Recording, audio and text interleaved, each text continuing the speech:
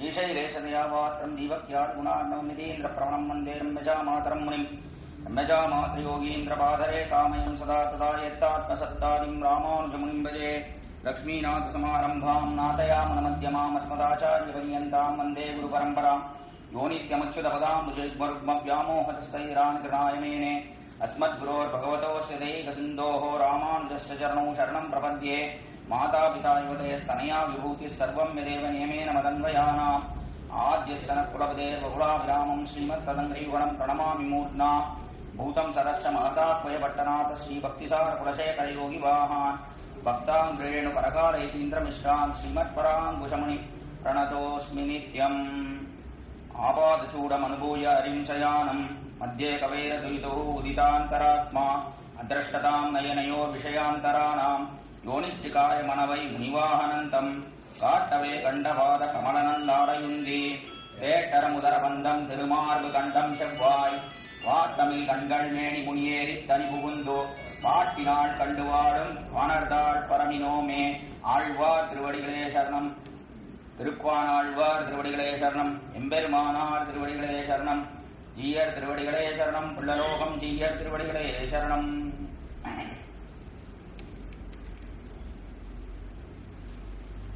ஸ்ரீயப்பதியான சர்வேஸ்வரன் ஸ்ரீமன் நாராயணன் இந்த லோகத்தை எல்லாம் அழிக்கிறான். அழித்து தன்னுடைய வயிற்றிலே வைத்துக் கொள்கிறான்.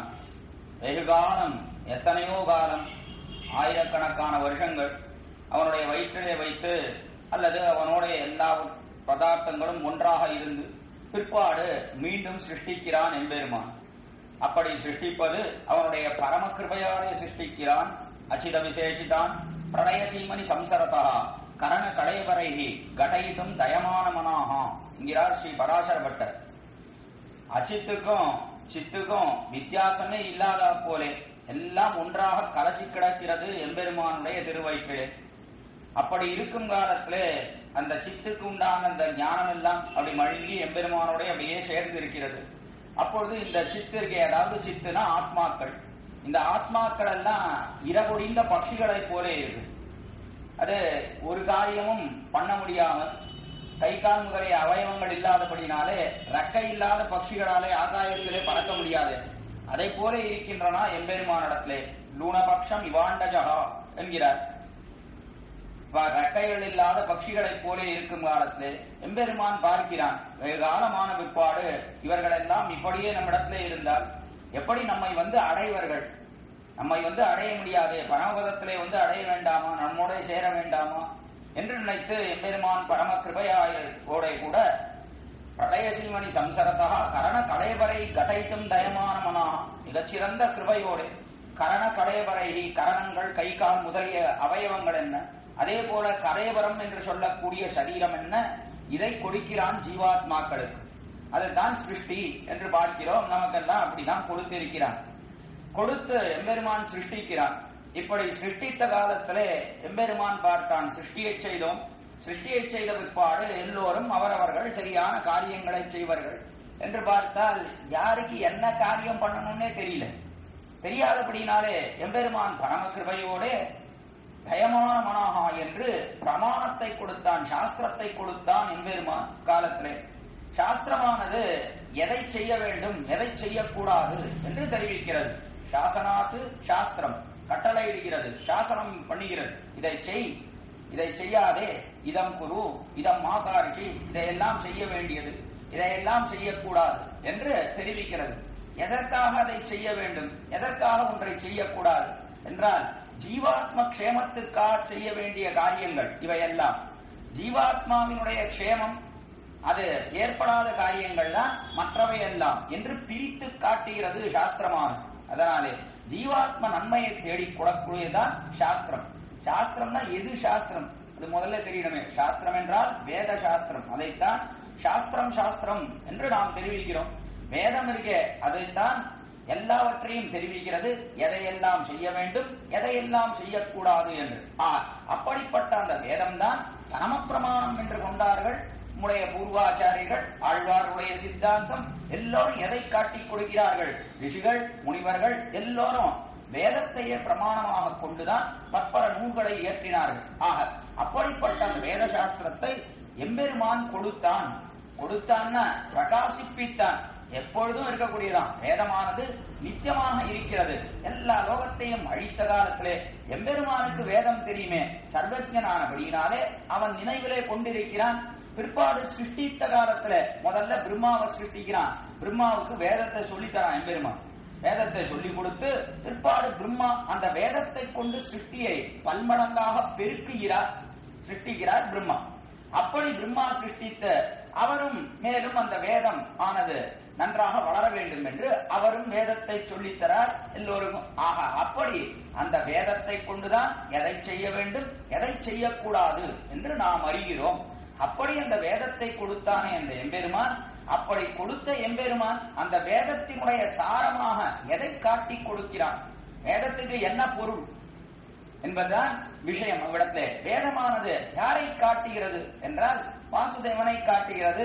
எல்லா வேதங்களும் வேதைச்ச சர்வை அகமேவ வேத்யா என்று கண்ணபிரான் கீதையில தெரிவிக்கிறான். எல்லா வேதத்திற்கும் அபிப்பிராயம் நான் ஒருவனே, என்னைத்தான் காட்டி கொடுக்கிறது சகல வேதங்களும் என்று அந்த எம்பெருமான் தெரிவிக்கிறான். அப்படிப்பட்ட அந்த எம்பெருமான் அவனை காட்டக்கூடியது அது எந்த பிரபந்தம்? இந்த வேதத்துக்கு பொருள் என்ன என்றால் அது எம்பெருமான். அது எந்த எம்பெருமான்? கண்ணன் தெரிவித்த இடத்துல அந்த கண்ணன் யார் இத்தியாதியான விஷயங்களைத்தான் அற்புதமாக தம்முடைய திவ்ய பிரபந்தத்திலே அருளி செய்கிறார் சுவாமி திருப்பானாழ்வார். திருப்பானாழ்வார் அவர் 9வதாக திருவதாரம் பண்ணின ஆழ்வார். பொய்கையார், உதத்தார், பேயார், புகழ்மணி செய்யன், அருள்மாறன் சேரலர்கோன், துய்யவட்டநாதன், அன்பர்தாள் தூளி, நற்பானன், நன்கடியன், ஈதிவர் தோற்றத்து அடைவாமீங்கு என்பது சுவாமி மணவாளமாமனுடைய அற்புதமான திருவாக்கு நம்முடைய உபதேச ரத்னமாலையே. அதுல எடுத்துன்னு பார்த்தா வரிசையா பொய்கையாழ்வார், பூதத்தாழ்வார், பேயாழ்வார், திருமணிசை ஆழ்வார் 4வதாக ஆழ்வார், 5வது சுவாமி நம்மாழ்வார், அதற்கு மேலே 6வதாக ஸ்ரீ குலசேகர ஆழ்வார், அதற்கு மேலே 8வதாக வட்டரபிரான் என்று கொண்டாடப்படக்கூடிய பெரியாழ்வார், அதற்கு மேலே 9வது ஆழ்வார் தான் அவர் தான் தொண்டரடிப்பொடி ஆழ்வார். 8வது ஆழ்வார் தொண்டரடிப்பொடி ஆழ்வார், அதற்கு மேலே 9வதான ஆழ்வார் தான் திருப்பான் ஆழ்வார், கடைசி ஆழ்வார் 10வது ஆழ்வார் திருமங்கை ஆழ்வார் என்று இந்த வரிசையை பார்க்கிறோம். ஆக 9வதாக திருவதாரம் பண்ணினவர் அவர் தான் இந்த மான திருப்பான் ஆழ்வார்.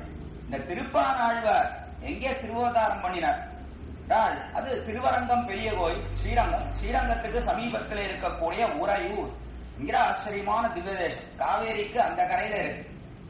தென்திரு காவேரி, இந்த காவேரிக்கு அந்த கரையில் இருக்கு. 2 காவேரி 2ஆக பிரிந்து ஓடுகிறதுன்னு பார்க்கிறோம். அது ஒன்று கொள்ளிடம் என்றும் காவேரி என்றும் 2ஆக பார்க்கிறோம். அது கொள்ளிடம் என்பது அது வடதிரு காவேரி, வடக்கு திசையிலே ஓடக்கூடிய வடதிரு காவேரி. அடுத்தபடியாக தென்திரு காவேரி எம்பெருமான் நேர திருமண்டலம் கடாட்சம் விழுகிறது, அது தென்திரு காவேரி. அந்த தென்திரு காவேரியை தாண்டி அந்த பார்ஷத்துல இருக்கக்கூடியதான் அக்கறையில இருக்கக்கூடியது உறையூர் என்கிற ஆச்சரியமான திவ்யதேசம். அந்த உறையூரையே தலைநகராக கொண்டு ஆண்டு வந்தான் சோழராஜா. இப்படி சோழராஜா ஆண்டு வருங்காலத்துல அந்த சோழராஜாவுக்கு பெண் ஒருத்தி வந்து பிறந்தார். அந்த பெண்ணானவள் பரமசுந்தரியாக இருந்தால், மிகவும் அழகோடைய கூடியிருந்தாள். அந்த பெண் பிள்ளையானவள் அவள் யாருன்னா நீடா பிராட்டியார். அவளே வந்து திருவதாரம் பண்ணினார். அந்த ராஜாவுக்கு, சோழ ராஜாவுக்கு அவனுக்கு பரம சந்தோஷம். பெண் குழந்தை எடுத்தான், சரிமா வளர்த்து வந்தான். ராஜபோகங்களை எல்லாம் அந்த குழந்தைக்கு கொடுத்து நன்றாக வளர்த்தான். அந்த குழந்தையும் அற்புதமா வளர்ந்து வந்தது. அந்த பெண் பிள்ளை வளர்ந்து வந்த பெண் பிள்ளை அப்படியே சிறிது காலம் ஆன உடனே அவளுக்கு எம்பெருமானிடத்துல தன்னிடையே பிரீத்தி இருந்து, இயற்கையா பிராட்டியே வந்து திருவதாரம் பண்ணி இருந்தபடினாலே எம்பெருமானிடத்துல மிகுந்த பிரீத்தி இருந்தது அந்த பெண் பிள்ளைக்கு. அந்த பெண் பிள்ளை அப்படியே விளையாட்டிலே நிறைய பொழுதை போக்கினான். சின்ன குழந்தை பருவத்தில இருந்து நிறைய விளையாட்டு, சகிகள் நிறைய பேர் இருந்தா, அதாவது தன்னோட பழகக்கூடிய பெண் பிள்ளைகள், அந்த பெண் பிள்ளைகளோட நல்லா பொழுதை போக்கினான். அப்படி பொழுதை போக்கும் காலத்துல ஒரு சமயம் சரியான ஒரு உத்தியானவனம், ராஜாவுக்கா இருக்கக்கூடிய ஒரு உத்தியானவனமா பார்க். இந்த பார்க்ல போய் அங்கே நன்னா ஆனந்தமா விளையாடிட்டு இருக்கா. ஊஞ்சல்ல உட்கார்ந்து நன்னா ஆச்சரியமா விளையாடிட்டு இருக்கா. அப்படி விளையாடும் காலத்துல அந்த வழியாக அற்புதமான ஒரு சுந்தரன் வந்து சேர்ந்தான். ரொம்ப அழகோட கூடியிருந்தான். இந்த சுந்தரன் பரமசுந்தரனாக இருந்தான். வில்லும் கையுமாக வேட்டையாடுவதற்காக அங்கு வந்து சேர்ந்தான்.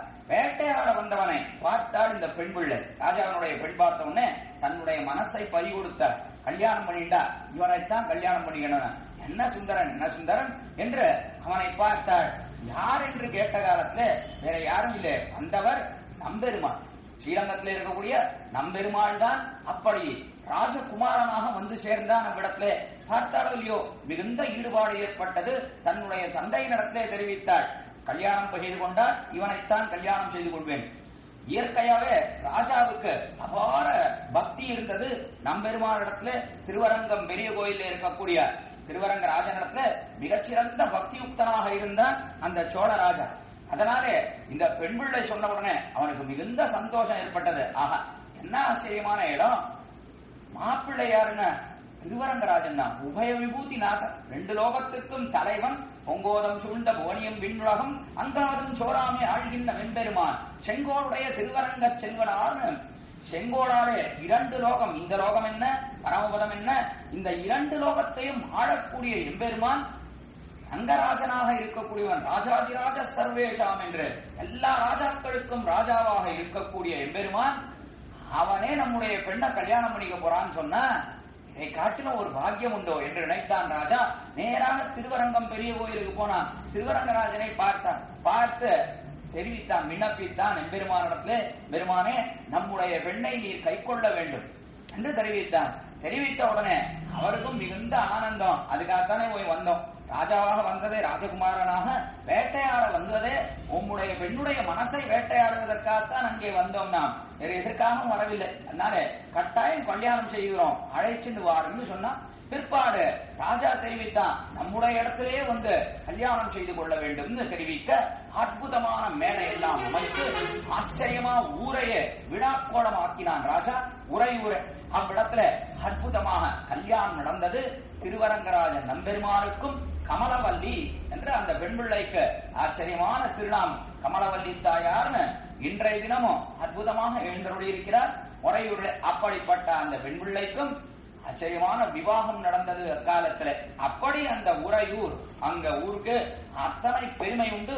இன்றைய தினமும் நம்பெருமாள் இங்கிருந்து திருவரங்கத்திலிருந்து புறப்பட்டு தம்முடைய பிரம்மோற்சவம் பங்குனி மாசத்துல நடக்கக்கூடிய பிரம்மோற்சவத்துல, ஆதி பிரம்மோற்சவத்துல 6ஆம் திருநாள் திருவரங்கத்திலிருந்து புறப்பட்டு காவேரியை தாண்டி உறையூருக்கு சென்று கமலவல்லி தாயாரோட சேர்த்திய விடத்துல, ஆச்சரியமான நாச்சியாரோட அற்புதமான சேர்த்திய விடத்துல அங்கே சேர்த்தியில எழுந்தருளி இருந்து பிற்பாடு அன்று இரவு அவ்விடத்திலிருந்து புறப்பட்டு மீண்டும் திருவரங்கத்துக்கு எழுந்தருளுகிறான். இது வருடம் தோறும் இன்னைக்கும் நடந்துருக்கு. அவ்வளவு ஆச்சரியமான உற்சவம் அவ்விடத்துல நடக்கிறது. அப்படிப்பட்ட அந்த உறையூருளே திருவதாரம் பண்ணினார்தான் பான்பெருமாள் என்று சொல்லக்கூடிய திருப்பான் ஆழ்வார்.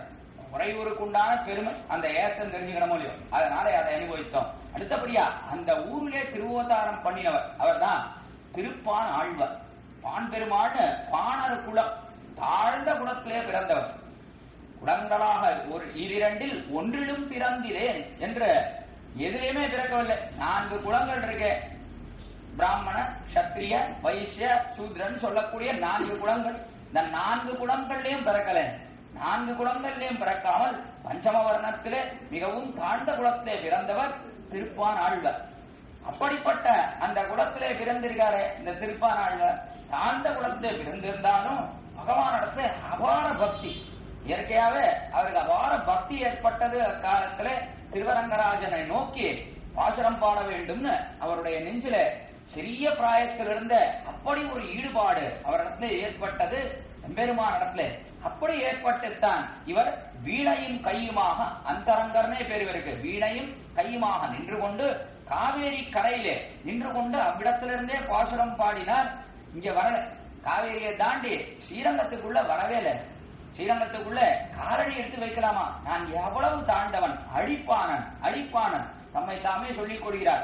அழிப்பானன், நான் எவ்வளவு தாழ்ந்தவன், தாழ்ந்த குலத்திலே பிறந்தவன், ஸ்வரூபத்தை பார்த்தாலும் மிகவும் தாழ்ந்தவன், பிறவியை பார்த்தாலும் மிகவும் தாழ்ந்தவன், 2 விதத்தாலையும் தாழ்ந்தவன். ஸ்வரூபம் ஜீவாத்ம ஸ்வரூபம், அது எப்படி இருக்கு? எம்பெருமானுக்கு அடிமை, அடிமையா இருந்தாலும் கீழே அதை பத்தி நிறைய தெரிவித்து வந்திருக்கேன். எம்பெருமானுக்கே அடிமை இந்த ஜீவாத்மா இருந்தாலும் எம்பெருமானை இட்டு பார்க்கும் வாரத்திலே அம்மா நாளிப்பிரான் அவன் எவ்விடத்தான் நான் யார் ஆழ்வார் தெரிவிக்கிறேன். எவ்வளவு பெரியவன் எம்பெருமான், சர்வஸ்மாத் பரன், நான் அல்பன், நான் எவ்வளவு தாழ்ந்தவன். இந்த லோகத்திலே அல்பமாக மாறி மாறி இந்த லோகத்திலே பிறந்து பிறந்து பிறந்து எத்தனை அஜ்ஞானத்தை சூழ்த்துக் கொண்டு எதுவுமே இல்லாமல் இருக்கக்கூடிய நான் ஒருத்தன, நான் ஒரு பொருளா, நான் பொருளே இல்லையே என்று நினைக்கும்படியாக இருக்கிறது நம்முடைய பிறவியை எடுத்து பார்க்கும் காலத்திலே. அதனாலே நினைக்கிறார் திருப்பான ஆழ்வார், நான் மிகவும் தாழ்ந்தவன், ஸ்வரூபத்தை பார்த்தாலும் மிகவும் தாழ்ந்தவன். அவன் பரமாத்மாவாக இருக்கிறான், நான் சாதா ஜீவாத்மாவாக இருக்கிறேன். அவன் அறப்பெரியவனாக இருக்கிறான், நான் மிகவும் தாழ்ந்தவனாக இருக்கிறேன். அவன் விபுவாக இருக்கிறான், எல்லாவற்றையும் ஆக்கிரமித்திருக்கிறான், எல்லா பதார்த்தத்திலையும் இருக்கான். நான் அணுவாக இருக்கிறேன், மிகவும் சிறியவனாக இருக்கிறேன். நாளே அவனை போல நம்மாலே ஆக முடியுமா? ஒரு காலத்தையும் முடியாது. எவ்வளவு பெரியவன் எம்பெருமான், நாம் மிகவும் தாழ்ந்தவன் என்று தம்முடைய ஸ்வரூபத்தை பார்த்தாலும் நாம் மிகவும் தாழ்ந்தவன் நினைத்தார். அதற்கு மேலே தம்முடைய பிறவியை பார்த்தார் திருப்பானாழ்வார். நம்முடைய பிறவி எவ்வளவு தாழ்ந்தது, தாழ்ந்த குலத்திலே பிறந்திருக்கிறோம், நாம் உயர்ந்த குலத்தை பிறக்கவில்லை, மிகவும் தாழ்ந்த குலத்தை பிறந்திருக்கிறோம் என்று வர்ணத்தாலையும் தம்முடைய தாழ்ச்சியை நினைத்தார். நினைத்தபடினாலே இவர் திருவரங்கம் பெரிய கோயிலே மிதிக்கவே இல்லை. ஸ்ரீரங்கத்தை போய் மிதிக்கலாமா? நான் போய் எவ்வளவு தாழ்ந்தவன், அந்த ஊரையில காலே படக்கூடாது, நம்முடைய காலே படக்கூடாது என்று நினைத்து காவேரி கரையிலே நின்று கொண்டு எம்பெருமானை நோக்கி அற்புதமா வீணையை வைத்துக் கொண்டு பாசுரம் பாடி வந்த அப்பொழுது திருப்பானாழ்வார் என்று பார்க்கிறோம். இந்த ஆழ்வாரை ஸ்ரீவத்சன் என்ற எம்பெருமானுடைய மார்பிலே ஒரு அடையாமல் இருக்கு எம்பெருமான். இந்த மார்பிலே இருக்கக்கூடிய அடையாளத்தினுடைய அம்சமாக இந்த ஆழ்வார் திருவதாரம் பண்ணினார் என்று இது ஒரு பிரசித்தமா அந்த காலத்துல எழுதி வைத்திருக்கிறார். கருடவாகன பண்டிதர்னு அந்த காலத்துல ஸ்ரீ ராமானுஜருடைய காலத்துல கருடவாகன பண்டிதர்னு ஒரு பெரிய வித்வான் இருந்தார். அந்த வித்வான காலத்துல திவ்யசூரி சரிதம் என்ற ஆச்சரியமா ஒரு நூல் எழுதியிருக்கார். திவ்யசூரி சரிதம் என்றால் திவ்யசூரிகள் அவர்கள் ஆழ்வார்கள், பெருமானத்தை மிகுந்த ஈடுபாடோட கூடினவர்கள், அவர்களுடைய சரித்திரம்னு ஒரு நூல் எழுதி வச்சிருக்கார். அந்த நூலிலே அவர் ஒரு அற்புதமா ஒரு விஷயங்கள் காட்டியிருக்கிறார். சில விஷயங்கள் இதை காட்டினார்னா ஆழ்வார்களுடைய அந்த சுபாவங்களை எல்லாம் ஆராய்ந்து பார்க்கும் காலத்துல இந்த ஆழ்வார் எம்பெருமானுடைய எத்தனையோ திவ்யாயுதங்கள், அவனுடைய இது இப்போ தெரிவித்தேனே மார்பிலே இருக்கக்கூடிய மரு ஸ்ரீவத்சம் என்கிற மரு, அதே போல திருத்துழாய், இதே போல எத்தனையோ எம்பெருமானுடைய நித்தியசூரிகள், அந்த நித்தியசூரிகளுடைய அம்சமாக திருவவதாரம் பண்ணினார்கள் ஆழ்வார்கள்னு அவர் காட்டினார். அவர் காட்டினது எதற்காக காட்டினார் என்றால் அது தத்துவம் அன்று, அது உண்மை அன்று. தத்துவம்னா என்னன்னா அது உண்மை அன்று. எதற்காக அவர் காட்டினார் என்றால் எல்லாருக்கும் லோகத்துல இருக்கிறவர்களா ஆழ்வார்கள் எல்லாம் நம்மை போலே சாதாரணமான ஜீவாத்மாக்கள், இவர்கள் எல்லாம் மாறி மாறி பிறந்துட்டே இருந்தா இப்பொழுது இந்த ஜென்மத்தில இப்படி ஆழ்வார்களா ஆயிருக்கா அப்படின்னு சொன்னா மதிப்பு ஏற்படாது, இடத்துல கௌரவ புத்தி இருக்காது. எல்லாரும் நம்ம போல உத்தரதானா ஆழ்வார் தான், நம்ம என்னவோ நினைச்சுன்னா நம்ம போலத்தான், என்னவோ ஒன்னும் பெரிய விசேஷம் இல்லை, ஏதோ பிறந்தப்போ நம்ம கொஞ்சம் அதிகம் பசி எடுக்கிறது, ஆழ்வாருக்கு பசியே இல்லையா, அப்படியே போய் புளிய மரத்தடியில உட்கார்ந்தாராம், ஒன்னும் சாப்பிடலையா அப்படின்னு எல்லாரும் சொல்லுவா. ஒரு பக்தி ஏற்படாது ஆழ்வாரத்துல, நம்மை போலே இருந்தார்னு சொன்னா பக்தி ஏற்படாது என்று நினைத்து அது ஒரு உட்பிரேட்சை. உட்பிரேட்சைனா ஆங்கிலத்தை சொல்றோம்னா போயட்டிக் ஃபேன்சி என்று தெரிவிப்பார்கள். போயம் காவியம் எழுதக்கூடியவர்கள்லாம் அப்படி கற்பித்து அப்படி உயர்த்தியா காட்டி ஒரு வஸ்துவை ரொம்ப உயர்ந்தது என்று அதை அப்படி கற்பனையிலே அப்படி ஓட்டி எழுதக்கூடியது. அதை போலேதான் அவர் காவியம் எழுதினார், அந்த திவ்யசூரி சரித்திரத்தை இயற்றினார். ஏன் அப்படின்னா எல்லோருக்கும் ஆழ்வாரத்திலே பக்தி ஏற்பட வேண்டும். பக்தி இல்லாமல் நம்மை போலேதான் நினைப்பார்களேயானால் அதை காட்டிலும் கொடிய பாகவத அபசாரம் கிடையாது. அதனால நரகத்துக்கு போய் விழுவார்கள், அது ஏற்படக்கூடாது, அதை தடுக்க வேண்டும் என்கிற விசாலமான திருவுள்ளம் அந்த சுவாமிக்கு கருடவாகன பண்டிதர்கள். அதனால அவர் ஏதோ சாதாரணமா ஏதோ எழுதிட்டு போல சரிதான் எழுதுவோம், ஏதோ பொய்யா எழுதணும், ஏதோ கற்பனையில எழுதணும், அப்படி எழுதவில்லை. பாகவத அபச்சாரத்தை தடுக்க வேண்டும் என்று நினைத்துத்தான் எழுதினார். ஆனாலும் அது உண்மையா என்றால் அது உண்மை அன்று. இப்ப சாதாரணமா எல்லாரும் படிக்கக்கூடியவாள்லாம் என்ன நினைப்பானா, ஆழ்வார்கள் எல்லாம் சரி இவருடைய அம்சம் என்று தெரிவித்தார், அப்போ அவரிடத்துல ஒரு கௌரவம் ஏற்படும் முடியும். ஆழ்வார்கள்லாம் ஓ அப்படியா, ஆழ்வார்னா நம்ம போல கிடையாது, ஆழ்வார்னா நித்தியசூரியனுடைய அம்சம், பரமபதத்திலே பெருமானுக்கு நித்தியம் கைங்கரியம் செய்யக்கூடியவர்கள், அந்த நித்தியசூரியனுடைய அம்சம் தான் ஆழ்வார்கள் எல்லாம் என்று சொன்னால் அப்பொழுது ஒரு கௌரவம் ஏற்படுறது. நம்ம போல சாதாரண மனுஷன் தான் மாறி மாறி பறந்துன்றான் அப்படின்னு சொன்னா கௌரவம் இல்லை. ஏன் எம்பெருமானே இந்த லோகத்திலே பிறந்தாலும் கூட எம்பெருமானே என்ன பண்றான், எல்லாரும் திட்டுறான். எல்லாரும் நம்ம போல மனுஷன் தானே, இவனுக்கு என்ன பெரிய விசேஷம், பெரிய கிருஷ்ணன் ராமன் இதே 2 கால் தான், இதே 2 கண்ணு, இதே ஒரு மூக்கு, 2 காது, ஒரு வாய், இதேதான் இருக்கு. இவன் என்ன பெரிய மனுஷன், இவனுக்கு என்ன பெரிய ஏக்கம் அப்படின்னு தான் தோன்றது. அப்படின்னு தான் எல்லாரும் அந்த காலத்திலே அவமதித்தார்கள். கண்ணனே வருத்தப்படுறான். அவசானந்தி மா மூடா, முட்டாள்கள் இந்த லோகத்தில் இருக்கக்கூடிய மனுஷர்கள் என்னை ஒருத்தரும் புரிஞ்சுக்க மாட்டேன்றாங்க. என்னுடைய பிரசத்தை காட்டினால் எவனுமே புரியலையே, நான் அறப்பெரியவன் யாருமே தெரிந்து கொள்ள மாட்டேன் என்று எம்பெருமானே வருத்தப்படுகிறார்.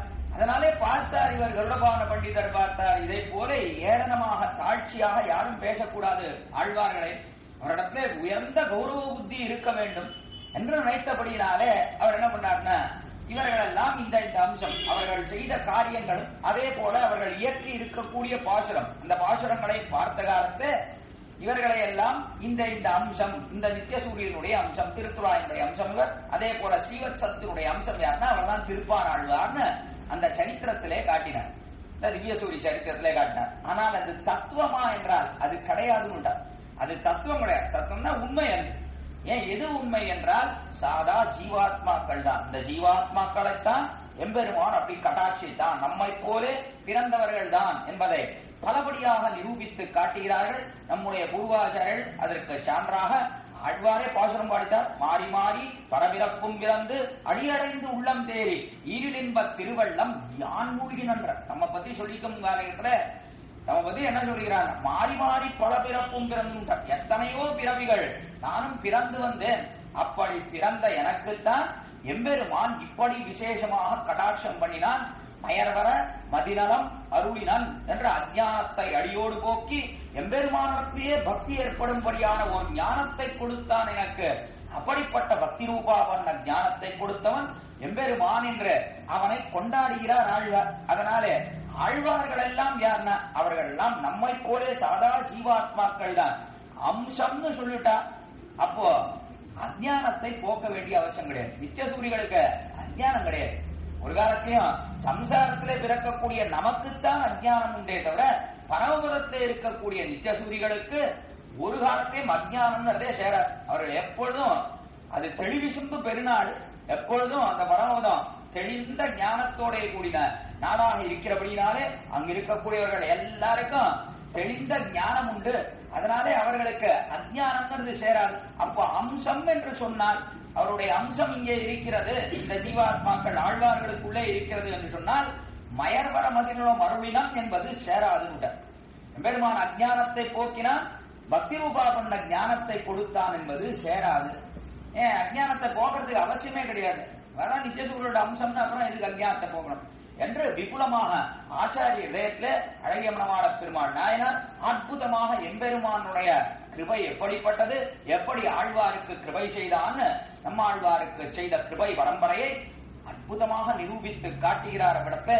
அதனால இவர்கள் அம்சமன்று எம்பெருமான் கேவல நிருகேதுக கிருபையாலே, காரணமற்ற கிருபையாலே ஒரு 10 ஜீவாத்மாக்களுக்கு எம்பெருமான் நேராக கிருபையை பண்ணினான், அஞ்ஞானத்தை போக்கி ஞானத்தை கொடுத்தான் என்பதுதான் தேர்ந்த விஷயம்னு காட்டினார். அதனாலே இவ்விடத்திலே திருப்பானாழ்வார் அவர் ஸ்ரீவத்சன் என்கிற அந்த எம்பெருமானுடைய மார்பிலே இருக்கக்கூடிய மருவினுடைய அம்சம் என்பது சேராது. அதை தெரிவிப்பதற்காகத்தான் இவ்வளவு தூரம் அது சேராது. நாளே என்று பெரியோர்கள் நிர்ணயித்த அடியேன்னு சொல்ல, எல்லாமே பெரியோர்கள் அற்புதமா நிர்ணயித்து காட்டுகிறார். நம்பிள்ளையும் தம்முடைய வியாக்கியானத்தில ஈட்டிலே, அதாவது திருவாய்மொழிக்கு ஈடு 36,000 படி வியாக்கியானத்திலே தொடக்கத்திலே ஆழ்வார் எப்படிப்பட்டவர், எம்பெருமான் எப்படி ஆழ்வாருக்கு கிருபை பண்ணினான் என்பதை பறக்க நிரூபித்து அவ்விடத்துல நம்மளையும் பேசியிருக்கார். அழகியமனமான பெருமாள் நாயனாரும் அற்புதமா ஆச்சாரியத்தை நிரூபித்து காட்டியிருக்கார். மற்ற எல்லா பூர்வாச்சாரியர்களுக்கும் இதுவே அபிப்பிராயம் என்பதைத்தான் நாம் எல்லா வியாக்கியானங்களிலும் சேவிக்கிறோம்.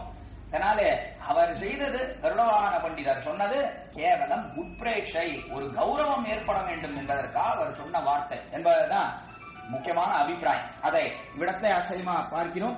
அதற்கு மேலே இடத்துல திருப்பானாழ்வார் அவருடைய பெருமை என்று எடுத்து பார்க்கும் காலத்துல தம்மை மிகவும் தாழ்ந்தவனாக நினைத்தார். தாழ்ந்த குலத்திலே பிறந்திருந்தாலும் பகவத் பக்தி வருவதற்கு எதுவுமே தடை கிடையாது. எம்பெருமான் நினைத்தான் என்று சொன்னான், அப்பொழுது தன்னிடையே ஏற்படுகிறது. ஜாயமானம் ஹி புருஷம் எம்பஷ்யேத் மதுசூதனா சாத்விக சது விஜ்ஞேயா சபை மோக்ஷார்த்த சிந்தகா என்பது அற்புதமான பிரமாணம். ஜாயமானம் ஹி புருஷம், பிறக்கும் காலத்திலே எம்பஷ்யேத் மதுசூதனா, அவனை எம்பெருமான் பார்க்கணும். மதுசூதனன் அவன் பார்க்கணும். அவன் பார்ப்பனையானால் அப்பொழுது என்ன ஏற்படும்னா அவன் தான் நல்ல ஞானத்தோட கூடியிருப்பான். சபை மோக்ஷார்த்த சிந்தகா என்ற அவனுக்குத்தான் மோட்சத்திலே இச்சை ஏற்படும்.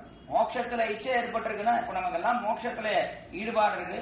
டைம் பரமபதத்தை சென்று அடையணும் தான். இந்த லோகத்திலே எவ்வளவு துக்கம், இந்த லோகத்திலே எவ்வளவு சிரமங்கள் இதெல்லாம் இருக்கிறது. இந்த லோகத்திலே மாறி மாறி பிறந்து என்ன பயன்? கட்டாயம் எம்பெருமானை சென்று அடைய வேண்டும் என்கிற எண்ணம் இருக்குன்னா பிறக்கும் காலத்துல எம்பெருமான் பார்த்திருக்கான். நம்மை பார்க்காமல் போனால் அந்த எண்ணமே ஏற்படாது. நாளே எம்பஷ்யே மதுசூதனா சபை சாத்விக சத்து விஜ்ஞேயா, சாத்விகனாக இருப்பான். அப்போதுதான் சத்துவகுணம் இருக்கும். சத்துவகுணம் இருந்த சத்துவகுணம் உயர்ந்த குணம். நம்ம சத்துவகுணம்னா என்ன? யாரையும் துன்புறுத்தாமல் நல்ல குணங்களோட சத்தியம் பேசுவது, தர்மத்தை அனுஷ்டிப்பது, ஆச்சாரியனிடத்திலே பக்தியோட கூடியிருப்பது, எம்பெருமானிடத்திலே பக்தியோட கூடியிருப்பது போல இருக்கக்கூடிய நல்ல குணங்கள் இருக்கு. ஆத்ம குணங்கள், சத்துவ குணங்கள். அந்த சத்துவகுணம் எப்பொழுது ஏற்படுகிறது? எம்பெருமான் கடாட்சித்தா தான் ஏற்படுது. அதே போல விசேஷ ஞானமும் எப்போ ஏற்படுற எம்பெருமானுடைய கடாட்சம் பிறக்கும் காலத்திலே கடாட்சிப்பத்தான் இந்த ஞானமே ஏற்படும். இந்த ஞானம் எம்பெருமான் கடாட்சித்திருக்கான். ஆனா கடாட்சிக்கிறான், ஆனாலும் அதை வியர்த்தமாக்கிறோம். எம்பெருமான் பார்த்திருக்கான், எம்பெருமான் கடாட்சிக்கல, அதான் இதெல்லாம் ஈடுபாடு ஏற்படாது என்று சொல்லிட்டு போயிடும். ஆனாலும் எம்பெருமான் பார்த்திருக்கான், எல்லாருமே பார்க்கிறான். ஆனாலும் அதுல ஈடுபாடு கொள்வது என்பது அபூர்வமாக இருக்கிறது. அதற்கு மேலே மோட்சத்திலே இச்சை என்பது எப்பொழுது ஏற்படும்னா எம்பெருமான் பிறக்கும் காலத்திலே கடாட்சித்தால் தான் மோட்சத்திலே இச்சை ஏற்படும். அப்படி ஏற்பட்டது திருப்பான் ஆழ்வாருக்கு. எம்பெருமானத்திலே மிகுந்த பக்தி ஏற்பட்டது. அதே போல மோட்சத்திலே இச்சை ஏற்பட்டது. எம்பெருமானையே அடைய வேண்டும் தான் என்கிறார். அபாரமான ஆசையும் அவருக்கு இருந்தது. அதற்கு சேரத்தான் அவர் வீணையை வைத்துக் கொண்டு திருவரங்கராஜனை நோக்கி காவேரி கரையில நின்று கொண்டு அங்கிருந்தே பாசுரம் பாடி வந்தார். இருந்த நிறைய பாட்டுக்கள் அவர் இயற்றி வந்தார். நமக்கு என்னெல்லாம் பாட்டு எம்பெருமான் விஷயத்திலே தோன்றுகிறதோ அதையெல்லாம் பாடி வந்தார் அக்காலத்தில். அப்படி இருக்கும் காலத்திலேதான் அங்கே திருவரங்கம் பெரிய கோயிலே லோகசாரங்க மகாமுனிவர் என்கிற ஒரு சன்னியாசி. லோகசாரங்க மகாமுனிவர் என்பவர் இவர் வடதேசத்துல இருந்தார். வடதேசத்துல இருந்த காலத்துல இங்கிருந்த தென் தேசத்துல இருந்து சில சீவேஸ்வரர்கள் வடதேசத்துக்கு யாத்திரையா போனார். யாத்திரையா போன காலத்துல அவளெல்லாம் பார்த்து இந்த லோகசாரங்க மகாமுனிவர் கேட்டார், இங்க தென் தேசத்துல என்ன விசேஷம்னு கேட்டார். கேட்ட உடனே அவள்லாம் தெரிவித்தா, ஆழ்வார்கள்னு சில பேர் அவதரிச்சிருக்கார். அவனுடைய ஈரச் சொற்கள் அற்புதம் அற்புதம். இது எப்போ நடந்த சரித்திரம்? திருப்பானாழ்வார் அவதரிப்பதற்கு முன்பு ஆழ்வார்கள் சில பேர்லாம் பிறந்திருக்கா. அவர்களுடைய அந்த பாசுரங்கள்லாம் அற்புதமா இருக்கு. அதுக்கு முன்னாடியே ஆழ்வார்கள்லாம் பிறந்தா சொல்லி அவர்களுடைய பாசுரம் எல்லாம் நடையாடி கொண்டிருந்த காலம். அப்புறம்தான் ஆழ்வார்கள் காலத்திற்கு பிற்பாடு வெகு காலம் கழித்துத்தான் பாசுரங்கள் எல்லாம் மறைந்து விட்டது. பிற்பாடு நாதமொழிகள் இங்கே ஆழ்வாரத்துல 4000 பாசுரத்தையும் பெற்றார். அதை மீண்டும் எல்லாருக்கும் வெளியிட்டார் என்பதாக நாம் சரித்திரம் பார்க்கிறோம். அதற்கு முன்பு ஆழ்வார்கள் பிறந்தவுடனே அப்ப நடையாடிட்டு இருந்து அப்போ பாசுரங்கள் எல்லாம் இருந்தது. பாசுரங்கள் எல்லாம் இருந்த காலத்துல இங்கிருந்து போன அந்த ஸ்ரீ வைஷ்ணவர்கள் எல்லாம் தெரிவித்தார்கள், ஆழ்வார்கள் சில பேர் பிறந்திருக்கா தென் தேசத்துல, ஆச்சரியமா பாசுரம் பாடி இருக்கா, தமிழ் பாஷையில பாசுரம் இருக்கு என்று தெரிவித்தார். தெரிவித்த உடனே அவர் கேட்டார், லோகசாரங்க மன்னர் ஏதாவது ஒரு பாசுரம் பாடுங்களேன் கேட்போமே, ஆழ்வார்கள் பாடின பாசுரம் பாடுங்க. உடனே ஆச்சரியமா நம்மாழ்வாருடைய பாட்டு, ஆரா உமுதே அடியேன் உடலம் நின்பால் அன்பாயே நீராயரைந்து கரைய உருக்கு இன்ன நெடுமாலே சீராறு சென்னல் கவரி வீசும் செடுநீர் திருக்குடந்தை ஏறாறு கோலம் திகழ கிடந்தாய் கண்டே நெம்மானே. அற்புதமான பாசுரம். திருக்குடந்தை பாசுரம் கும்பகோணத்துக்கு உண்டான 6வது ஆழ்வாருக்கு உண்டான அற்புதமான பாசுரம். இந்த பாசுரத்தை பாடினார்கள். ஆரா உமுதே அடியேன் உடலம் நின்பால் அன்பாயே. இந்த பாசுரத்தை பாடினாரோ இல்லையோ உருகி போயிட்டார் லோகசாரங்கன். என்ன ஆச்சரியம், என்ன அற்புதமா பாடியிருக்கார் ஆழ்வார். ரொம்ப ஆச்சரியம், ரொம்ப ஆச்சரியம். 6வது பாடியிருக்காரு. இதே போல 6வது திருநாமம் இருக்கே, இது எங்க தேடி பார்த்தாலும் கிடைக்காது. வேதத்துல கிடைக்குமா? எங்கேயாவது 6வது திருநாமம் கிடைக்குமா? அப்படின்னா எங்க தேடினாலும் கிடைக்காது. பார்த்தார், என்ன ஆச்சரியமான பேர். 6வதுனா என்ன அர்த்தம்? அபரியாப்த அமிர்தம். எத்தனை அனுபவித்தாலும் எம்பெருமானை போறவே போறாது. அப்படிப்பட்ட அமிர்தம். இந்த அமிர்தம் இருக்கே சாதாரண அமிர்தம், அதையெல்லாம் தேவலோகத்துல எல்லாருக்கும் கொடுக்குறார். போனா அங்க போனா எல்லாருக்கும் ஒரு உதிரி அமிர்தத்தை கொடுக்குறார். அது என்ன பிரயோஜனம்? அது ஒன்னும் பிரயோஜனம் இல்லைனா எம்பெருமான் நாட்டோடு அமுது அல்லவா. அமிர்து நாட்டோட இருக்கக்கூடிய அமிர்தமாக இருக்கக்கூடிய ஒரு எம்பெருமான். அவனுக்கு பேர் சூட்டுகிறாரே ஆழ்வார் ஆறாவமுதேன அதுல ஈடுபட்டார். அந்த பேர்ல ஈடுபட்டார். பாசுரம் கூட 2ஆம் பட்சம். இந்த பேர் ஒரே ஒரு பேர் இருக்கு, இந்த பேர்ல ஈடுபட்டார் லோகசாரங்கமாம். என்ன அற்புதமான திருநாமம் அப்படின்னா, ஆறாவதே எத்தனை அனுபவித்தாலும் அனுபவித்த அம்சம் குறைவா இருக்கும். நம்ம அனுபவிக்கிறோமே, அனுபவித்தது அது போரும்னே தோணாது, அது குறைவா இருக்கும். என்னைக்குமே இன்னும் அனுபவிக்க வேண்டும் என்று தோணும். பகவத் விஷயத்தில் புரியறதுக்காக தெரிவிக்கிறேன். எதை வச்சு சொன்னா புரியும்னா, நமக்கு சாப்பாடை வச்சு சொன்னா தான் புரியும். என்னைக்குமே போஜனத்தை வச்சு சொன்னா புரியும். சக்கரை பொங்கல் சாய்க்கிறார், சாச்சா போட்டுக்கிறோம், கொஞ்சம் வாங்கிக்கிறோம். இன்னும் சுவாமி இன்னும் கொஞ்சம் சக்கரை பொங்கல், சரி இன்னும் கொஞ்சம் கூடும் அப்படின்னா மறுபடியும் இன்னும் கொஞ்சம் சக்கரை பொங்கல் வாங்கிக்கிறோம், சாப்பிடுறோம். சாப்பிட்டு சுவாமி இன்னும் கொஞ்சம், ஐயோ இனிமே சாப்பிட முடியாது, ஐயோ வாயெல்லாம் திகட்டி போச்சு, இனிமே முடிய முடியாது. வேண்டாம், நான் திகட்டினா என்ன, கொஞ்சம் ஊறுகாய் போடுறேன், ஊறுகாயை சாப்பிடும். சாப்பிட்டீங்கன்னா சக்கரை பொங்கல் இனிப்பா இருக்க போறது, சாப்பிடுமே. சரி போடும், உங்க இஷ்டம், இவ்வளவு கேட்கறே போடும். ஊறுகாயும் வாங்கிட்டு சக்கரை பொங்கல் சாப்பிடும். மறுபடியும் கேட்கிறாரு, இன்னும் கொஞ்சம் சக்கரை பொங்கல். இதுக்கு மேல சாப்பிட்டா வயல் விழிச்சிடும் சுவாமி, இனிமே அனுபவிக்க முடியாது, அவ்வளவுதான். போற இனிமே சாப்பிட்டா அவ்வளவுதான். அதுவும் எவ்வளவு போஜனம் எவ்வளவு போக்கியமா இருந்தாலும் எவ்வளவு அனுபவிக்க முடியுமோ அவ்வளவுதான். அதுக்கு மேல அதை அனுபவிச்சா அதை ரசிக்காது. அப்படின்னு தான் இந்த லோகத்திலே எல்லா அனுபவங்களும்.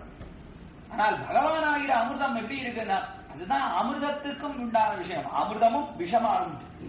ஆனால் பகவான் ஆகிற அமிர்தம் எப்படி இருக்குன்னா, அதை அனுபவிக்க அனுபவிக்க அனுபவித்த அம்சம் குறைவா இருக்கு. நம்ம எவ்வளவு அனுபவித்தோமோ அது குறைவா இருக்கு. ஆனால் அனுபவிக்க வேண்டியது என்னைக்குமே அதிகமா இருக்கு. எம்பெருமான் விஷயத்திலே அப்படிப்பட்ட அதைத்தான் ஆறாவமுதே என்று தெரிவிக்கிறார். அற்புதமாக அந்த திருநாமத்தை கேட்டவுடனே அப்படியே உருகி போனார் லோசகாசாரங்கமாக. என்ன பிரயோஜனம், இங்க வந்து பிறந்திருக்கோமே, தமிழ் நடையாடாத தேசத்திலே இருக்கிறோமே, என்ன பிரயோஜனம், என்ன பிரயோஜனம். போனோம்னா நேர தென் தேசத்துக்கு போனோம். அங்க போய் ஆழ்வாருடைய ஈரச் சொற்களை நாம் கற்க வேண்டும். நல்லவா அற்புதமா இருக்கு. வேதத்தை கட்டி என்ன பிரயோஜனம் என்று நினைத்தார் சன்னியாசியான லோகசாரங்க மகாமுனிவர். அங்கிருந்து புறப்பட்டு நேராக தென் தேசத்துக்கு வந்து சேர்ந்தார்.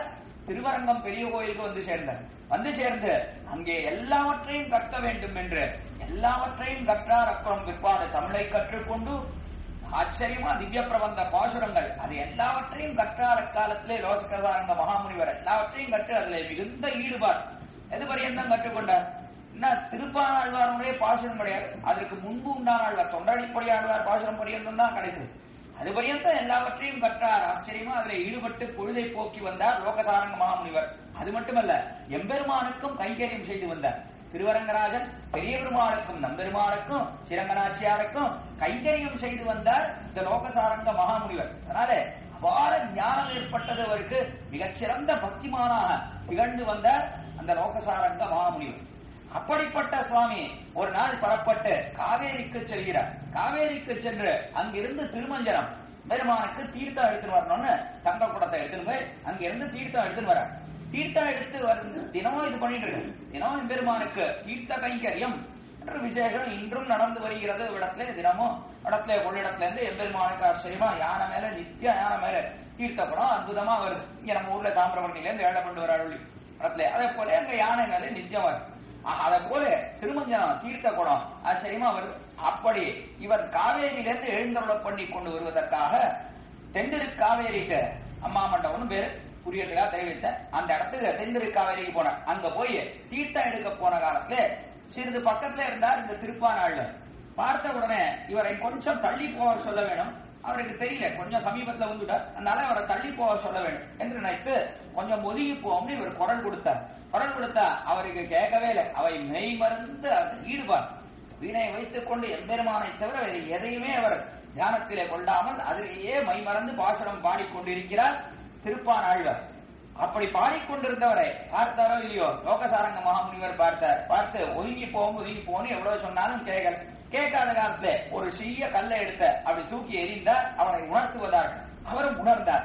உணர்ந்த உடனே தவறு செய்து விட்டோமே, இப்படி அபசாரப்பட்டோமே, எவ்வளவு பெரிய பாகவத அபசாரம், பெருமானுக்கு தீர்த்தம் எடுத்துக் கொண்டு போவதற்காக வந்திருக்கார். மிகவும் சமீபத்தில் இருந்துட்டோமே, நாம் எவ்வளவு தாழ்ந்த குலத்திலே பிறந்தோம், அடிப்பான் அடிய சமிக்க வேணும் அப்படின்னு சொல்லிட்டு ஓடியே போயிட்டார். அந்த இடத்தை விட்டு வெகு தூரம் தள்ளி சென்றார். அதனால சாஸ்திர மரியாதை, சாஸ்திரம் எங்கே நின்று ஒருத்தனை எம்பெருமானை அனுபவிக்கலாம்னு சொல்லியிருக்கோ அந்த இடத்தை நின்றுதான் அனுபவிக்க வேண்டும் என்று கொண்டவர் திருப்பானாழ்வார். அதை மீறி சமீபத்திலே வரக்கூடாது. இதைத்தான் பார்க்கிறோம் நாம் நம்பாடுவான் சரித்திரத்திலையும். திருக்குறுங்குடியிலே அவதரித்தவன் நம்பாடுவான். நம்பாடுவான் என்பவன் அவன் எம்பெருமானுக்கு மிகவும் பிரீத்திக்கு விஷயமாக இருக்கக்கூடிய நம்பாடுவான் வராக பெருமாள் கொண்டாடுகிறார்.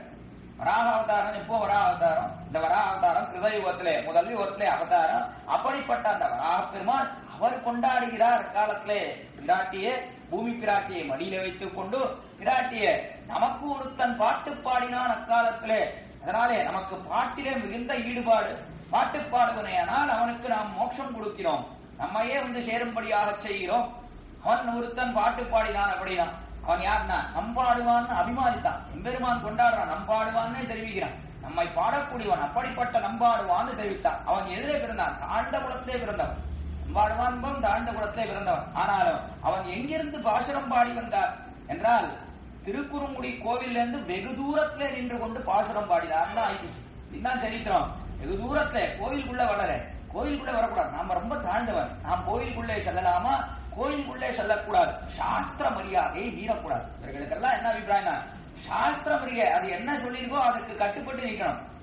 எதை கொண்டு எம்பெருமானை அறிகிறோம்?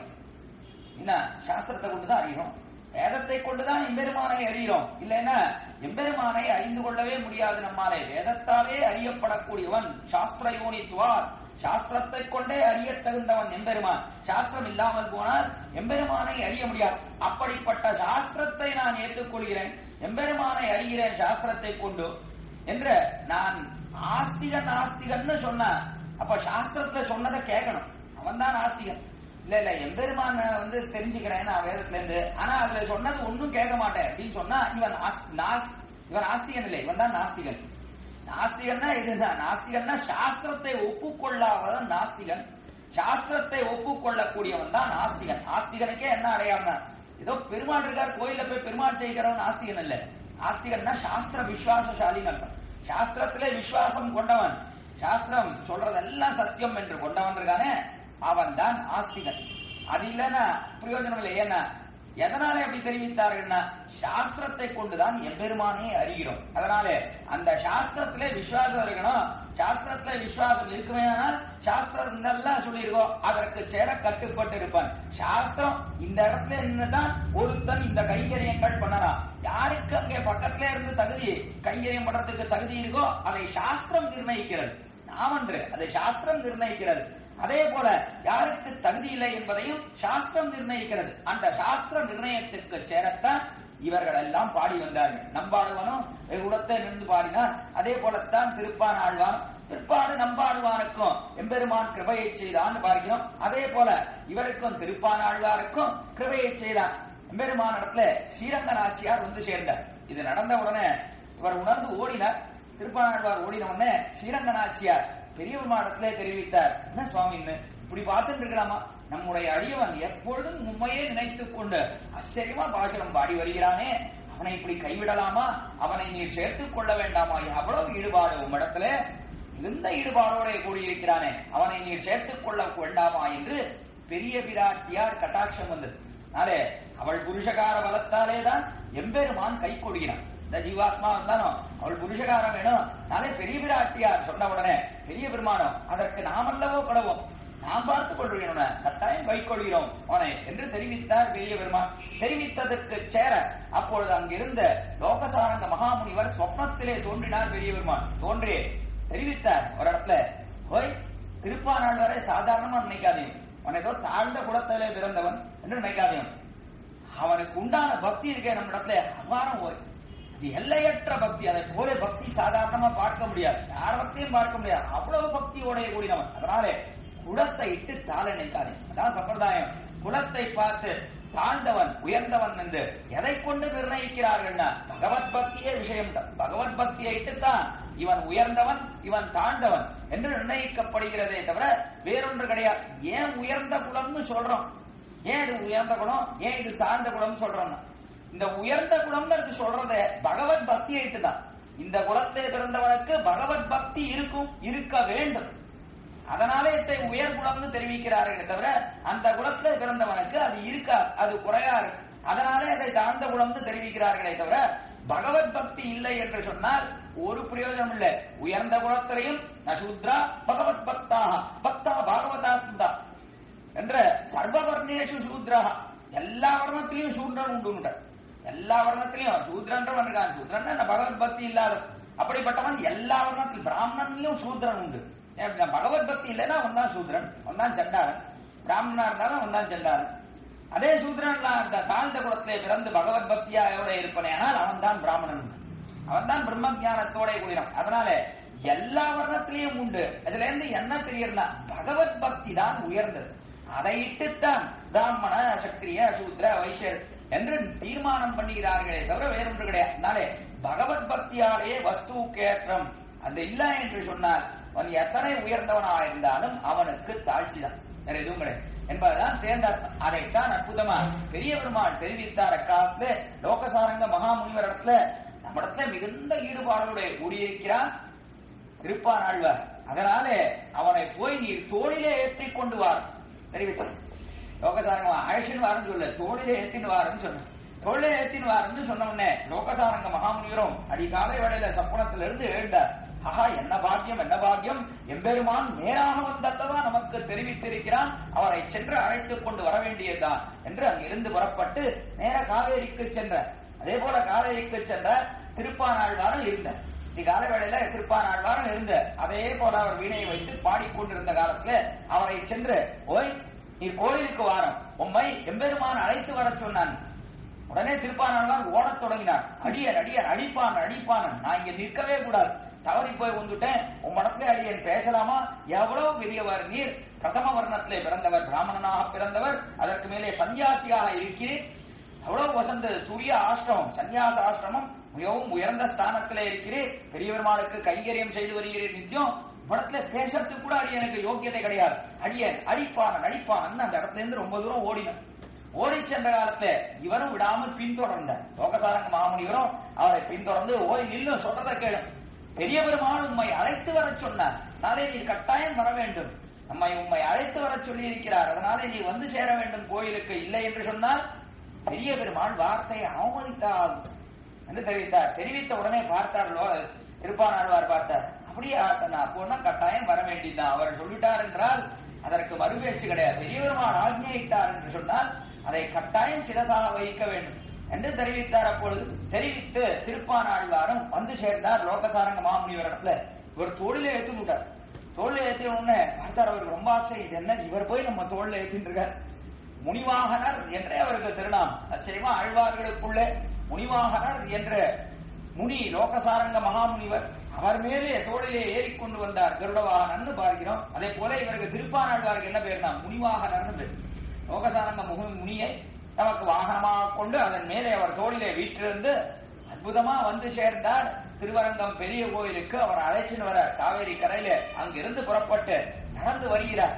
நடந்து வரும் காலத்திலும் எம்பெருமானுடைய அனுபவம் தான் திருப்பானாழ்வாருக்கு. அப்பொழுதும் அவனையே நினைத்துக் கொண்டிருந்த காலத்துல எம்பெருமான் பார்த்தான், இவரை கொண்டு ரோகத்தை திருத்தும்படியாக செய்ய வேண்டும் தான் என்று நினைத்தான். பாசுரம் பாடும்படியாக செய்தான். அப்பொழுது தொடங்கித்தான் பாசுரம் பாடி வருகிறார். வீதியிலே முழுவதும் பாசுரம் பாடி வந்தார். 9 பாசுரங்கள் அவ்விடத்திலே வீதியிலே பாடினான். அமரனாதிபிரான் அடியார்க்கென்னை ஆட்படுத்த விமலன் விண்ணவர்கோன் இறையார் குளில் வேங்கடவன் இமலன் நின்மலன் நீதிவானவன் நீல்மதி ரங்கத்தம்மான் திருக்கமல பாதம் வந்து கட்டினுடன் ஒக்கினதேன்னு முதல் பாசுரம் தொடங்கி ஒவ்வொரு அவயவமாக பெரிய பெருமாள் காட்டுகிறார். காட்ட காட்ட அதிலே மிகுந்த ஈடுபாடு ஏற்பட்டு ஒவ்வொன்றாக பாடி வந்தார்.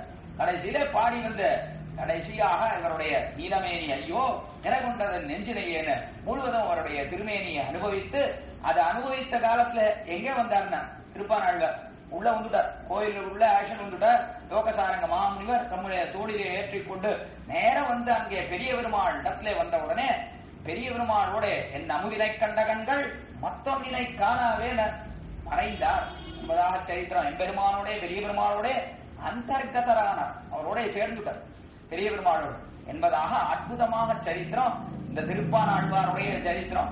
அப்படிப்பட்ட விசேஷமான ஆழ்வார் எம்பெருமான்.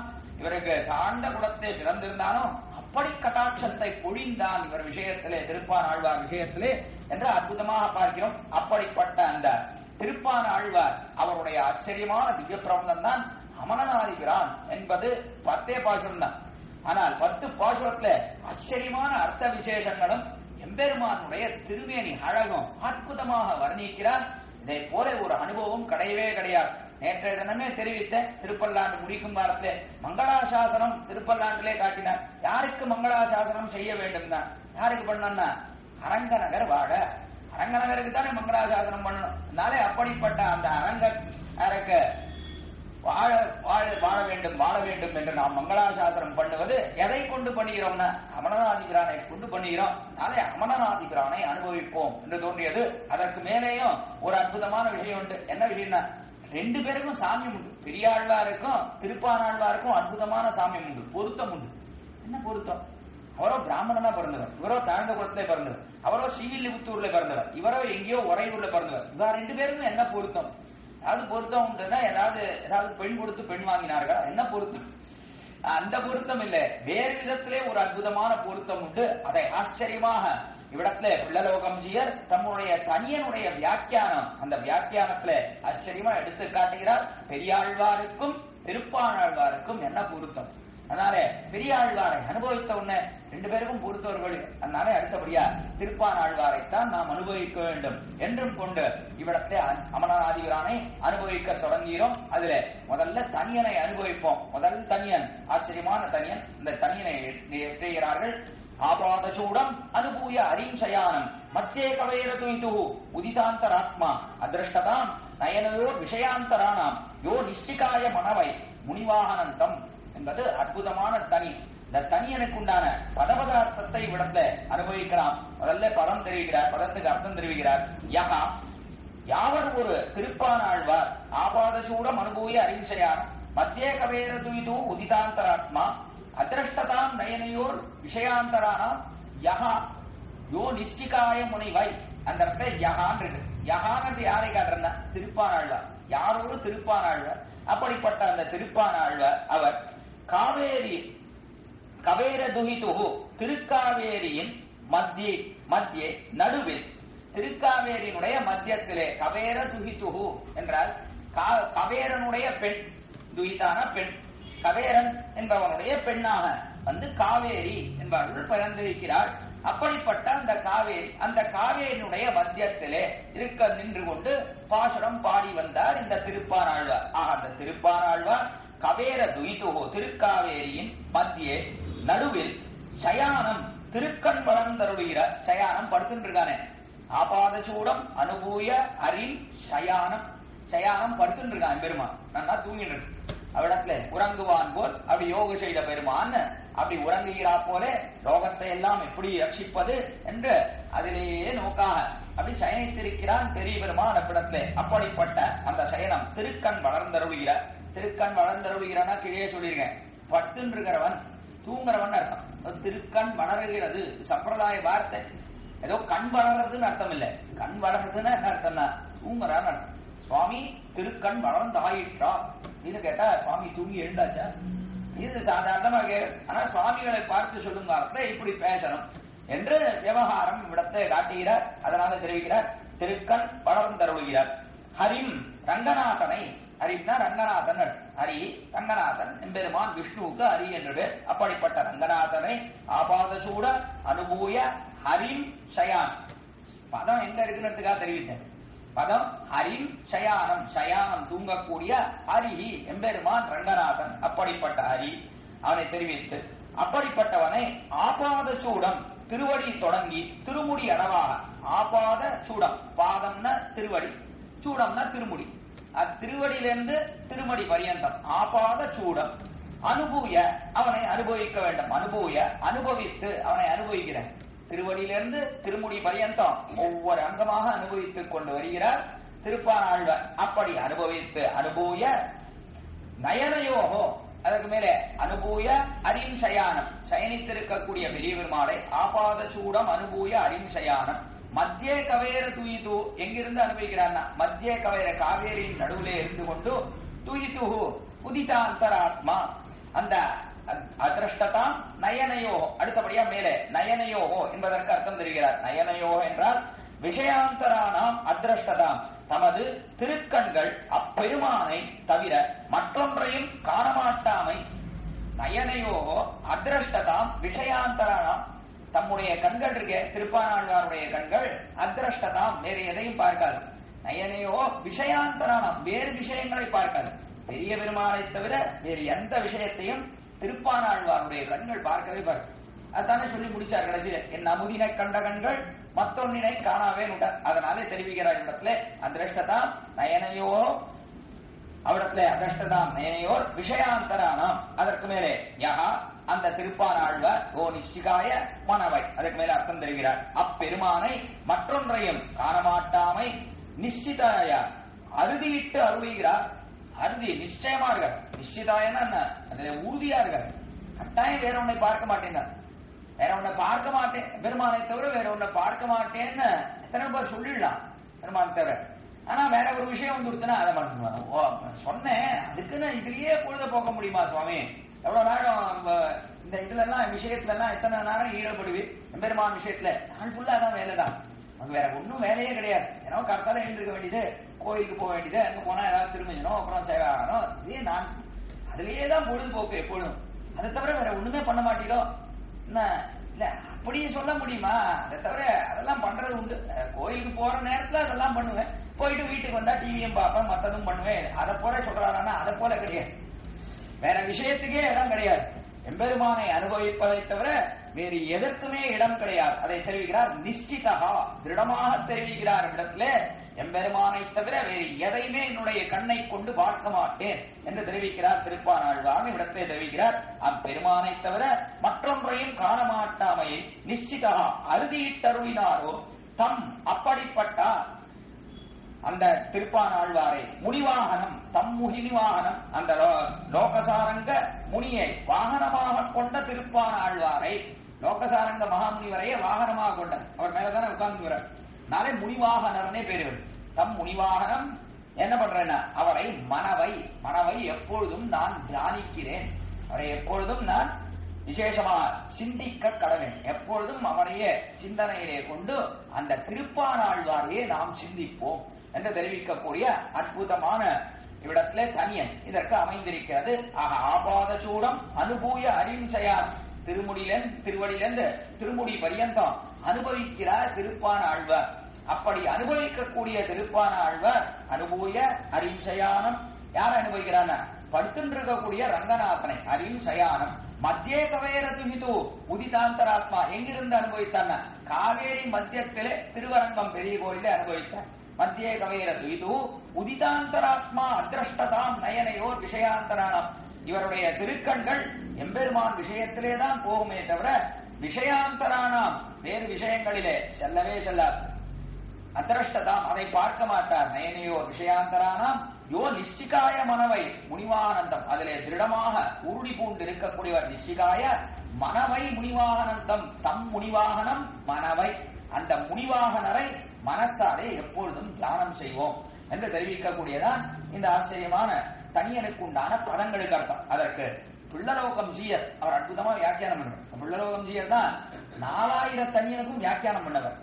4000 தனியன் இருக்கக்கூடிய எல்லாத்துக்கும் தனியன், அந்த 4000 தனியனுக்கும் வியாக்கியானம் பண்ணவர் அற்புதமாக பிள்ளலோகம் ஜீயர். அவர் ஆச்சரியமா தெரிவிக்கிறார் இடத்திலே ஆபாத சூடம் இத்தியாதி இதில் கருட வாகனம் நிற்கா என்றும் அஞ்சிரை புட்பாகனை நான் கண்டது தென்னரங்கத்தே என்றும் சொல்லுகிறபடியே பெரிய பெருமானை சேவித்து அனுபவித்து முனிவாகனரை மனசாலே அனுபவிக்கும்படி சொல்லுகிறது. முதல்ல சேர பிடிச்ச அர்த்தம் சொல்ற. இந்த தனியனுக்கு என்ன அர்த்தம் சுருக்கமா தெரிவிக்கிறார் பிள்ளலோகம் ஜீயர். முதல்ல அதை காட்டுகிறார். இதில் அதாவது இந்த தனியல்லே ஆபாத சூடம்னு தொடங்கி கடைசியிலே முனிவாகனந்தம் என்று முடிக்கிறாரே, அது பரியந்தம் என்ன அர்த்தம் சேர பிடித்த அதை காட்டுகிறார். இதில் கருட வாகனம் நிற்கா என்று யாரை தெரிவிக்கிறார்?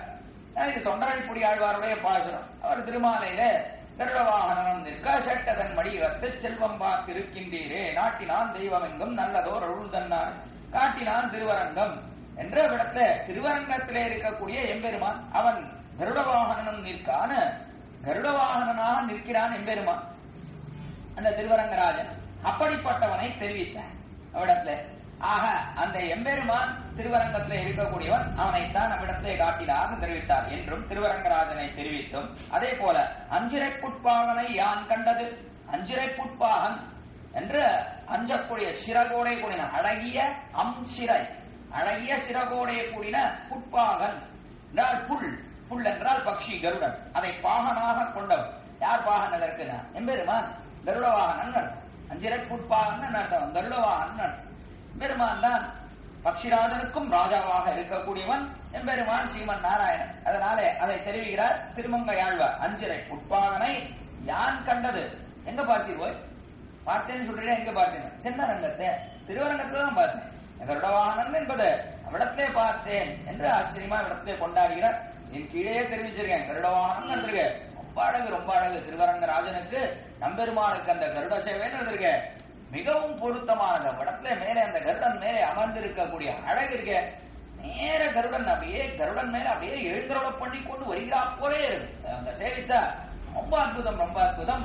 அதை போல கிடையாது. ஏன்னா நேரம் அந்த முதுகுலையே எழுந்தருள்கிறான், தோடிலே எழுந்தருள்கிறான் நம்பெருமான இடத்துல அந்த கருடன் மேல.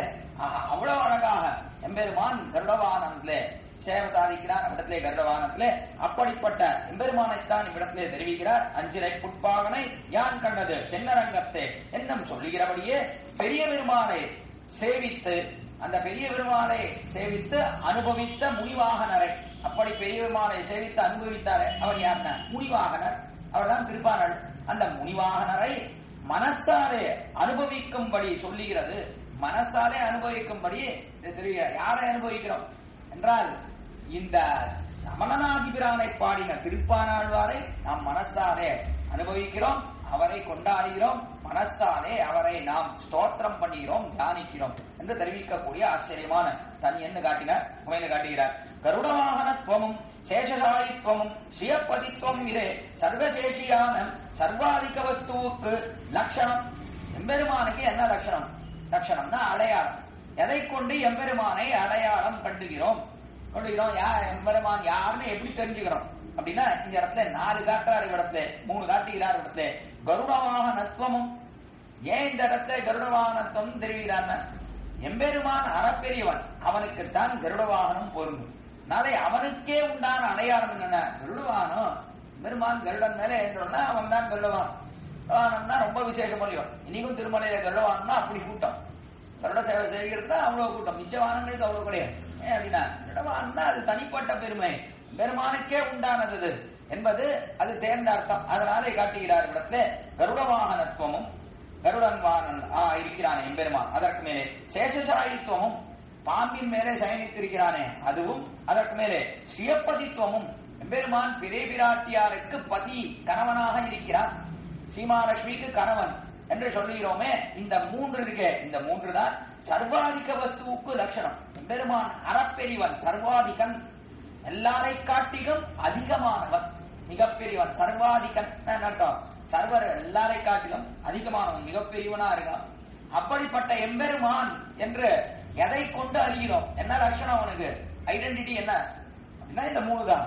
கருட வாகனனா இருக்கான், அதற்கு மேலே பாம்பு படுக்கையில படுத்துட்டு இருக்கான், சேஷசாயியா இருக்கான், அதற்கு மேலே ஸ்ரீயப்பதியார் விராட்டியை தனக்கென்ன மார்பிலேயே பெரிய விராட்டியார வைத்துக் கொண்டிருக்கிறார். அதனாலே அவன் தான் அறப்பெரியவன் என்று விடத்தை நிர்ணயித்து காட்டுகிறார்.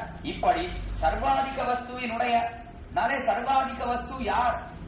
அவன் தான் திருவரங்கராஜன். ஏன் அவனுக்கு தான் 3மே இருக்கு. கருடவாகனம் இருக்கான்னு பாசுரம் பாடிவிட்டார். அஞ்சிரை புட்பாகனை யாம் கண்டது தென்னரங்கத்தை என்றார். நாளை திருவரங்கத்துல பார்க்கிறோம், கேட்டீரே நம்பினீர்கள் கருடவாகனம் இருக்கான்னு திருவரங்கராஜனுக்குத்தான் பாட்டு பாடினார் இடத்துல. நாளை கருடவாகனன் கொண்டாடுகிற யாருன்னு திருவரங்கராஜனை கொண்டாடுகிறார். அதனாலே அவன் தான் சர்வாதிக வஸ்து, அவன் தான் அறப்பெரியவன் தெரிவிக்கிறான். ஏன் அவனுக்கு தான் 3மே இருக்கு. யார் இருக்கா 3? அவன் தான் கருடவாகனா சேவை சாதிக்கிறான், அவன் தான் பாம்பு படுக்கையில படுத்துட்டு இருக்கான், சேஷசாயியா இருக்கான். அதற்கு மேலே பெரிய பிராட்டியார் ஸ்ரீரங்கநாச்சியாரை தனக்கென்ன படைத்தவனா இருக்கான். நாளை இந்த 3மே இருப்பது அவனிடத்திலே ஆகிறபடினாலே அவனை தெரிவிக்கிறார் இவ்விடத்துல முக்கியமா. அதனால காட்டுகிறார் இடத்துல. இப்படி சர்வசேஷியான சர்வாதிக வஸ்துவுக்கு லட்சணம். இப்படி சர்வாதிக வஸ்துவினுடைய சர்வ அவயவங்களையும் சக்கிரமமாக அனுபவிக்கும்படி சொல்லுகிறது. இதனால என்ன தெரிவிக்கப்படுனா, சர்வாதிக வஸ்துவினுடைய சர்வ அவயவங்கள் எம்பெருமானுடைய எல்லா அவயவங்களும் சர்வாதிகன் அறப்பெரியவனாயின அந்த எம்பெருமான் சர்வாதிக வஸ்துவினுடைய சர்வ அவயவங்களையும் எல்லா அவயவம் பாதாதிகேசம் கால் திருக்கால இருந்து புறப்பட்ட திருமுடி பரியந்தம் எல்லாத்தையும் அனுபவிக்கிறார்களோ அதையெல்லாம் எப்படி அனுபவிக்கிறான்? சக்கிரமமாக கிரமமாக அனுபவிக்கிறார். இடத்து சர்வாதிக வஸ்துவினுடைய சர்வ அவயவங்களையும் சக்கிரமமாக அனுபவித்தபடி சொல்லுகிறது. சக்கிரமம்னா கிரமத்தோட கூடி அனுபவிக்கிறேன். கிரமத்தோட எப்படி அனுபவிக்கிறோம்? திருப்பாதத்துல இருந்தா அனுபவிக்கிறோம். முதல்ல திருவடியில இருந்தா அனுபவிக்கிறோமே தவிர திருமுடியில இருந்து அனுபவிக்கிறது கிடையாது. எப்பவுமே கோயில்களையும் அர்ச்சகர்கள் அவர்கள் எம்பெருமானை சேவை பண்ணி வைக்கும் காலத்துல முதல்ல எங்க காட்டணும்? அவருடைய அந்த ஆர்த்தியை முதல்ல பெருமானுக்கு ஆர்த்தி கற்பூர ஆர்த்தியோ அல்லது திரியாரை காட்டுகிறாரோ அதெல்லாம் காட்டுறது எங்கிருந்து தொடங்கணும்னா முதல்ல திருவடியைத்தான் காட்டணும். ஏன் அப்படின்னா அதுதான் நமக்கு உத்தேசம். ஸ்ரீமன் நாராயண சரணம் திருவடி தாமரைகளைத்தான் பற்றுகிறோமே தவிர வேறு கிடையாது. ஸ்ரீமத் விட்டாந்தம் காட்டினார் பூர்வாச்சாரியர்கள். பிரஜை தாயினுடைய இல்லாத அவயவங்கள் கிடக்க முளையிலே வாய் வைக்குமா போலே சேத்தனன் இழியும் துறையின. பிரஜை கை குழந்தை இருக்கு, அது தாயாருடைய தன்னுடைய அம்மாவுடைய எத்தனையோ அங்கங்கள் இருக்கு. கண் இருக்கு, காது இருக்கு, மூக்கு இருக்கு, எல்லாம் வாய் இருக்கு, கை இருக்கு, எல்லாம் இருக்கு. ஆனா அதெல்லாம் விட்டுட்டு எங்கே வாய் வைக்கிறது? பால் எங்கே வருதோ அங்கதான் வாய் வைக்கிறது. அல்லாத அவயவங்கள் கிடக்க முளையிலே வாய் வைக்குமா போலே சேத்தனன் இழியும். மார்பகத்தான் அது வாய் வைக்கிறது. அது சரியா? அதுல ஏன் அப்படின்னா பால் அங்கதான் நமக்கு வருது, அங்கதான் வாய் வைக்கிறது. அதே போல நமக்கு எதுனா எம்பெருமானுடைய திருவடிதான். எம்பெருமான் முழுவதும் திருமேனிலை எல்லாம் இருந்தாலும் கூட எங்கே போய் விழுகிறோம்னா சரணம் அவனுடைய திருவடி தாமரைகள் அதுதான் மிகவும் முக்கியம் என்று உடைய பூர்வாச்சாரியர்கள் காட்டுகிறார்கள். அதனாலே தெரிவிக்கிறார்கள். சக்கிரமமாக கிரமத்தோட முதல்ல திருவடியிலிருந்து அனுபவித்தார்.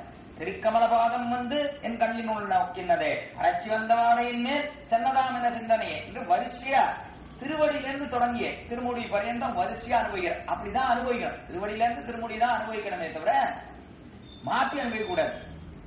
ஆழ்வார் மாற்றி அனுபவிச்சிருக்காரு. சந்தேகம் முடியானே மூலகம் தொழுதேத்தும் சீரடியானே ஆழ்வார்கள் பாசி. ஆழ்வார் கடவுங்காலத்திலே முதல்ல எப்படி இருக்கணும்னா நம்மளே தெரிவித்தார். பாட்டு தப்பா பாடிட்டார் ஆழ்வார். இப்படி இருக்கக்கூடாது. பாட்டு எப்படி இருக்கணும் என்றால் பாட்டு மாறி இருக்கணும். மூலகம் தொழுதேத்தும் சீரடியானே முடியானே திருவடியிலிருந்து திருமுடிதானே அனுபவிக்கணும். நான் ஆழ்வார் மட்டும் ஏன் இப்படி மாற்றி பாடினாருங்க? ஆச்சரியமா வியாக்கியானம் பண்ணார். நம்முள்ள இடத்துல அங்க போனார். ஆழ்வார் போனார். ஆழ்வார் போய் திருவடியில விடலாம்னு போயிட்டார். கிட்ட போன உடனே திடீர்னு சந்தேகம் வந்துருது ஆழ்வாருக்கு. இது யாருடைய திருவடி? நம்ம போய் விடலாம்னு போறோமே, இது ஆதிப்பிரான் திருவடியா இல்ல வேற எவனாவது திருவடியா? இது வேற ஏதாவது தேவதையினுடைய திருவடியா தெரியலையே, அதை பார்க்க வேண்டாமோ? தலையை தூக்கி பார்த்தார். முடி கண்டப்பட்டது. அதனால முடியாது. முடி கண்டப்பட்டவன் முடியோட சேர்ந்தவன். ஆதிப்பிரானுக்குத்தான் நான் முடி பொருந்தோம், மற்ற தேவதைக்கு முடி பொருந்தாது. இவனைதான் முடியோட கூடியிருக்கிறான். அதனாலே இவன் காலில் விட என்று கொண்டும் முடியானேன்னு முதல்ல அதை பார்த்தபடினாலே முடியானேன்னு பாடி பிற்பாடு மூலகம் தொழுதேத்தும் சீரடியானேன்னு ஆழ்வார் பாடுகிறார். ஆனால் உண்மையிலேயே எப்படி அனுபவிக்கணும்? திருவடி தொடங்கி திருமுடி பரியந்தம் தான் அனுபவிக்கணும். அதான் ஆழ்வாரும் உணிக்கிறார். அதான் ஆழ்வாருக்கும் ஆசையே தவிர. ஆனால் போன காலத்துல என்ன ஏற்பட்டது ஆழ்வாருக்குன்னா, இவன் வகுத்த சேஷியா தகுந்த தலைவனா நாம போய் விடறோமே, இவன் தான் நமக்கு தலைவனா, தவறி போய் வேற எவன்தாலியா விழுந்துட போறோம் என்கிற அந்த ஒரு சந்தேகம் வந்தபடினாலே ஆழ்வார் முதல்ல தலையை தூக்கி பார்த்தார். முடியாதுன்னு பாசுரம் படிப்போம். அவ்வளவுதானே தவிர வேற ஒன்று இல்லைன்னு. ஆனால் அனுபவம் எப்படி இருக்குன்னா எப்பொழுதுமே கிரமமாக திருவடியிலிருந்து திருமுடி பரியந்தான் தான் அனுபவம் என்று இவ்விடத்துல அற்புதமாக அதைத்தான் சர்வாதிக வஸ்துவனுடைய சர்வ அவயவங்களையும் சக்கிரமமாக அனுபவித்தபடி சொல்லுகிறது. சக்கிரமம் எந்த கிரமத்தை அனுபவித்தாரோ அதை தெரிவிக்கிறார் இந்த தனியிலே. அதைத்தான் ஆபாட சூடம் அனுபூயா என்ற பாதத்திலிருந்து சூடம் திருமுடி பரியந்தம் அனுபவித்தார்னு இந்த அமரநாதிபிரானுக்கு உண்டான பெருமையை சுருக்கமாக காட்டுகிறார்.